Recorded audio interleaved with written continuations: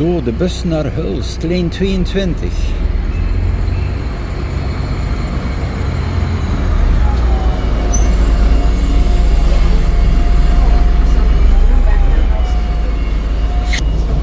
Goeiedag. De kostprijs €1,7.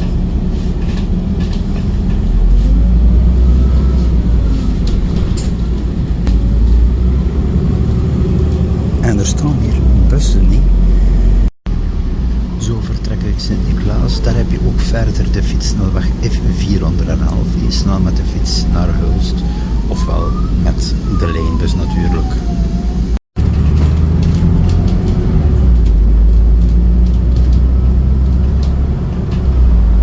Hier is de fietssnelweg F411.